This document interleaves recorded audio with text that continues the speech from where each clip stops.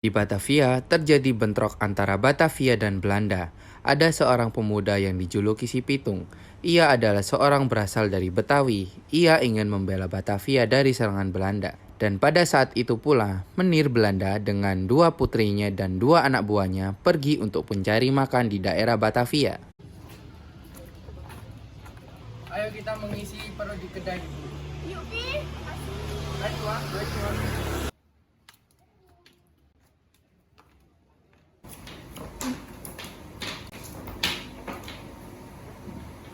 Silahkan, Tuan. Di sini ada makanan apa saja? Di sini hanya ada makanan biasa. Yaudah, ambilkan.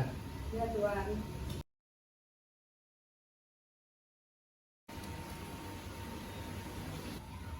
Silahkan, Tuan. Setelah selesai makan, Menir menyuruh Maria Lala untuk keluar terlebih dahulu. Mereka pun meninggalkan kedai makan itu dengan seenaknya. Lalu, emak berkata, Tuan, makanannya belum dibayar. "You tidak menghormati I. Memang itu peraturannya, Tuan. You merintah I. You nggak tahu siapa I.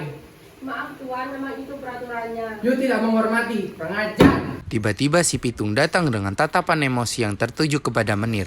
Tanpa basa-basi, si Pitung menghampiri kedai itu dengan menggebrakkan pintu di hadapan Menir Belanda. Menir pun merasa tidak dihargai dan marah. I yang berkuasa di sini. Jangan banyak bicara lu, ini ranah kelahiran aja. Centeng, habisi dia. Baik, Tuan.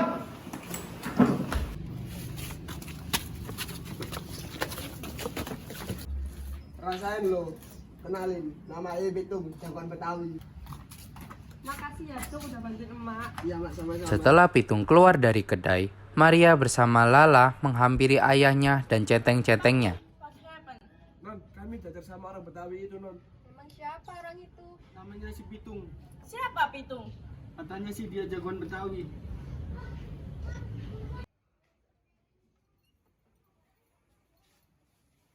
Sesaat kemudian, Pitung keluar dari kedai dan bertemu dengan temannya, lalu berkata, Itu, lo lihat nggak orang-orang Batak lagi ngumpul? Oh, itu yang aja berantem sama Ayah.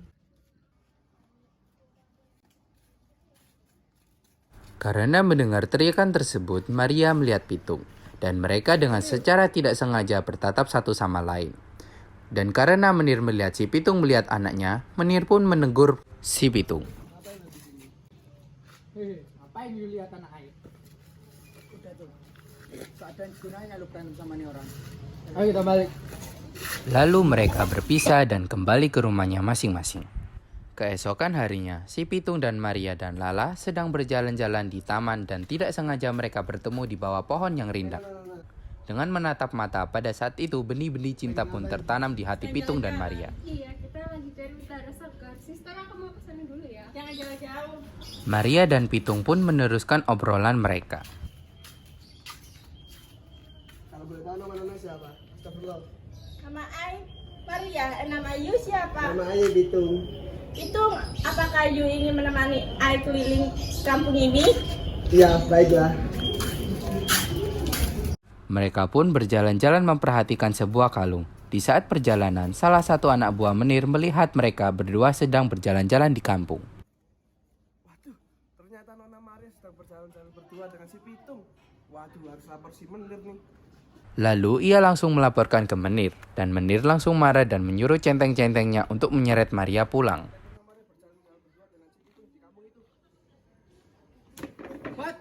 Suruh dia balik, kalau perlu seret dia. Lalu, ketika centeng-centeng bertemu dengan Maria, Lala pun melihat kejadian itu dan menyuruh Maria untuk pulang juga. Maria, Tuhan menyuruhku untuk menggeretmu pulang.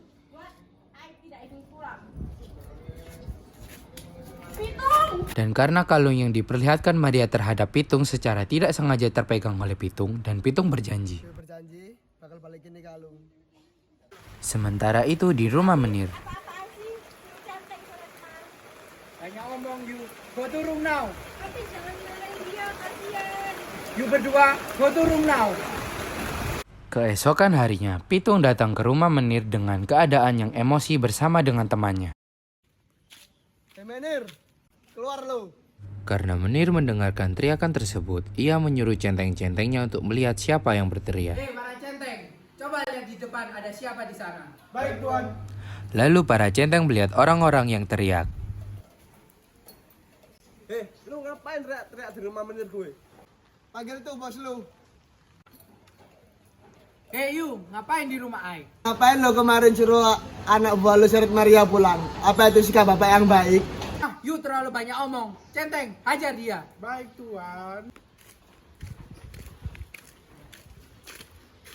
Tunggu dulu dong. Ngapain kalau kita ada di sini? Ya nggak? Pastinya dong. Maksud lo? Biar kita lawan aja itu Mas dia. Oke, terserah lu pada. Lalu perkelahian pun terjadi antara para centeng dan teman si Pitung. Tetapi fakta berkata lain, teman Pitung dapat dikalahkan oleh para centeng. Lalu Pitung pun tidak terima dengan temannya yang terluka. Woi, berani-beraninya kalian lukai temen gue. Sini kalian berdua lawan gue. Oke. Di mana Maria? Dia tidak ada di sini. Karena tidak bertemu Maria, dia pun pulang bersama kedua temannya sekaligus mengobati kedua temannya. Keesokan harinya, Menir kesal sudah kalah 2 kali terhadap si Pitung. Ia mengadakan sayembara untuk menangkap si Pitung dan membawanya terhadap Menir untuk dibunuh. Barang siapa yang bisa menangkap Pitung akan mendapatkan hadiah yang sangat berharga. Dan ternyata salah satu dari temannya mendengarkan tentang sayembara itu, dan ia tergiur dengan hadiah yang sangat berharga. Lu dengar gak tentang sayembara itu? Sayembara apa memang? Sayembara untuk nangkap si Pitung. Gimana kalau kita coba aja tuan? Ah, gila loh. Pitung itu kan teman kita. Kenapa tunjuk dia dan Alah, dia emang gak bisa diajak kompromi. Apa lu bilang kita nggak baik sama kita, masa mau lu juga? Alah, suruh campur dia. Bukan bareng apa lo? Jadi gimana? Lu mau gak ikut gua? aku ya akan tunjuk teman dari belakang. Ya sudahlah. Karena Dudung tidak mau ikut dengan Maman, Maman pun jalan sendiri ke rumah Menir dan mengasih tahu kelemahan si Pitung. Pitung, bangun lo. Ulah hati sama Menir, si dulu ada rencana mau ngebak lo tuh. Kakak mungkin. Mama kan sudah bayar begitu. Ye, dibilang nggak percaya. Menir! Mendengar teriakan itu, lalu dia menyuruh kedua centengnya untuk melihat siapa yang Para berteriak. centeng, coba lihat di depan rumah ada siapa. Siap. Lu ngapain teriak-teriak di rumah bos gue? Jangan ngotot dulu dong. Bilangin tuh sama si bos lu. Gua tahu di mana si Pitung sama kelemahannya. Lalu centeng memanggil dan memberitahu informasi ini. Orang di depan dia tahu di mana si Pitung dan kelemahannya. Wah, ayo keluar. Menir pun keluar dari rumah untuk bertemu dengan Maman. Katanya you orang tahu kelemahan si Pitung. Wait, tar dulu dong bos. Hadiahnya dulu mana? Okelah, centeng, ambilkan hadiah untuknya. Baik tuan. Centeng pun mengambilkan hadiahnya dan memberinya kepada si Maman. Baiklah, apa kelemahan si Pitung? Oke, dia bisa mati jika ditembak dengan peluru mas. Oh, peluru mas. Oke lah, akan ku coba saranmu itu. Lalu keesokan harinya Menir pun menyuruh centeng menangkap si Pitung. Hei para centeng, bawalah si Pitung ke sebuah lapangan. Siap tuan. Lalu mereka menangkap si Pitung dan membawanya ke sebuah lapangan. Lepasin. Lepasin gue. Ngapain lu?